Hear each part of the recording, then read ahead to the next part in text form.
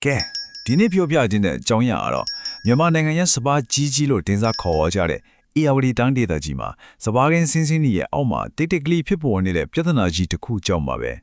ဒီ90%ဆိုတဲ့ကိန်းဂဏန်းကဘာကိုပြောနေတာလဲဟုတ်ပါတယ်ဒါကမြန်မာနိုင်ငံရဲ့မုတ်တုံစပါးစုစုပေါင်းထွက်ရှိမှုရဲ့တဝက်တိတိပါပြီးတော့ဒါတမဲလားဆိုတော့မဟုတ်သေးဘူးနိုင်ငံတွင်းကိုတင်သွင်းတဲ့ဓာတ်မြေသောသားစုစုပေါင်းရဲ့ထက်ဝက်ကိုလည်းဒီဒေသတစ်ခုတည်းကသုံးစွဲနေတာပါဒီတော့ကြီးမားတဲ့ကိန်းဂဏန်းကြီးကဒီဒေသရဲ့အရေးပါမှုကိုတကယ်ကိုမိမောင်းထုတ်ပြနေတာပေါ့ဟုတ်ပါတယ်အေယာဝတီမြို့ကကျွန်းပေါ်ဒေတာဆိုတာနိုင်ငံရဲ့အရေးကြီးဆုံးစိုက်ပျိုးရေးဒေတာတွေလည်းတစ်ခုဆိုလည်းမမှားပါဘူးပြောရရင်ဒီဒေတာရဲ့တည်ငြိမ်မှုကတနိုင်ငံလုံးရဲ့ထမင်းဦးနဲ့တိုင်းရိုက်ကိုဆက်ဆက်နေရပါစိတ်ဝင်စားစရာကောင်းတဲ့အချက်ကဘာလဲဆိုတော့အေယာဝတီမြို့ဝကျွန်းပေါ်ဒေတာဟာအဓိကထုတ်လို့သူကြီးဖြစ်တယ်လို့အဓိကသုံးစွဲသူကြီးလည်းဖြစ်နေတာပါပဲဒါကြောင့်မလို့ဒီဒေတာရဲ့စိုက်ပျိုးရေးစနစ်ခိုင်မာဖို့ဆိုတာကအင်မတန်မှအရေးကြီးတဲ့အခြေအနေမှာရှိနေတာပါကဲဒေတာရဲ့အရေးပါပုံကိုသိပြီဆိုတော့အခုအဓိကပြဿနာစီကိုတဲ့သွားကြည့်ကြရအောင်ပြဿနာကဘာမှလဲဆိုတော့စိုက်ပျိုးနေတဲ့မြေကြီးကိုယ်တိုင်မှာရှိနေတာပါဒါကမြေစီလွာအာဟာရရဲ့ရှုပ်ထွေးတဲ့တိပြန်ပညာရက်ကိုအယိုးရှင်းဆုံးနဲ့နားလည်အလွယ်ဆုံးဥပမာပေးထားတာပါမြေကြီးလဲလူတွေလိုပါပဲမြတ်တဲ့အာဟာရဓာတ်တွေလိုအပ်တယ်ဒါပေမဲ့လက်ရှိမှာတော့အာဟာရတစ်မျိုးတည်းကိုပဲအလော်ကျွမ်းကျွေးလေလိုမျိုးဖြစ်နေတာပေါ့ဒီဇာတ်ကိုကြည်လာရင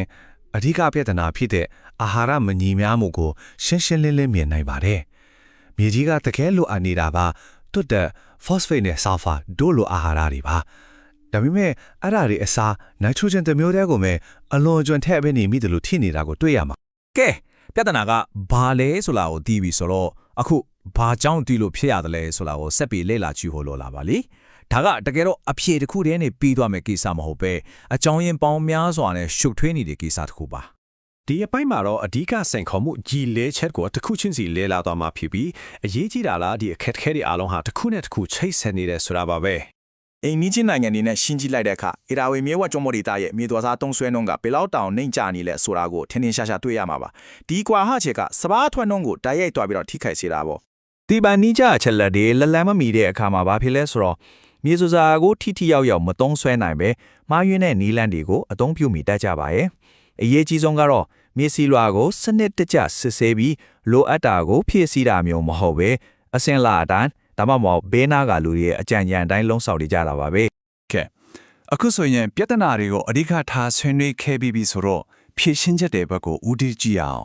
ဒီနေရာမှာတော့ဖြော်လင်းချက်တွေနဲ့တကယ်လက်တွေ့လှုပ်ဆောင်နိုင်မဲ့အခွင့်အလမ်းတွေကိုတွေ့မြင်လာတော့မှာပါကျွမ်းကျင်သူတွေကအကြံပြုထားတဲ့ဒီနီလန်လီတွဲကအနာကအသွက်လမ်းပြမြေပုံတစ်ခုလိုပါပဲကဲဒီချက်တွေကိုတစ်ခုချင်းစီပါတယ်လဲဆိုတာစစ်ပြီးလေ့လာကြည့်ကြရအောင်ဒီပေါင်းဆက်အာဟာရစီမံခန့်ခွဲမှုဆိုတာကနည်းနည်းတော့နီးပညာစနစ်အသုံးလုံးလို့ဖြစ်နေပြီမဲ့သူ့ရဲ့အဓိကဆိုလိုရင်းကတော့ရှင်းပါတယ်မြေစီလိုက်အကြမ်းမကြီးရေရှည်ကောင်းမှုတွေတဘာဝမြေထုံးစားနဲ့ဓာတ်မြေထုံးစားတွေကိုအချိုးညီညီဖြားတအောင်ပေါင်းဆက်သုံးဆွဲတဲ့နည်းပြဟာတစ်ခုပါပဲခမီနီးပညာတွေကိုအသုံးချပြီးတော့အထူးစင်ခေါ်မှုကြီးတစ်ခုဖြစ်တဲ့အသိပညာကွာဟာချက်ကိုလက်တွေ့ချက်ဖြည့်ရှင်းနေကြပါပြီတောင်တူတဲ့အတွက်အရေးသွေးပြည့်မီတဲ့သတင်းချက်လက်တွေအလွယ်တကူရဖို့ပြီးတော့မြေသွက်ဆက်သုံးဆွဲမှုကိုခြေအားခံနိုင်ဖို့အတွက် platform အသက်တွေတည်ဆောက်နေကြတာကိုတွေ့ရပါတယ်နီးပညာပြန်လက်တွေ့ကွဲစင်းအကူအညီတွေလည်းမရှိဖြစ်ပါပဲဥပမာစံပြကွက်တွေကနေတဆင်မြေသွက်ဆက်သုံးဆွဲနည်းအမှန်ကိုလက်တွေ့ကြပြသပေးတယ်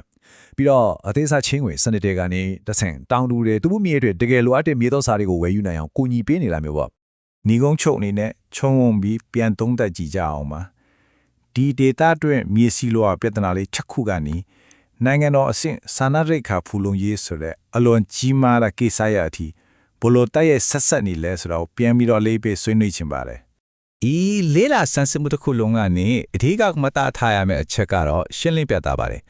်အဲဒါကတော့ AOE မြို့ဘကျွန်းပေါ်ဒေတာကမြေစီလွာရဲ့ကျမ်းမာရေးဟာမြန်မာနိုင်ငံရဲ့စာနာရိတ်ခါဖူလုံရေးတဲ့တိုက်ရိုက်ကိုချိတ်ဆက်နေတဲ့ဆိုတာပါပဲ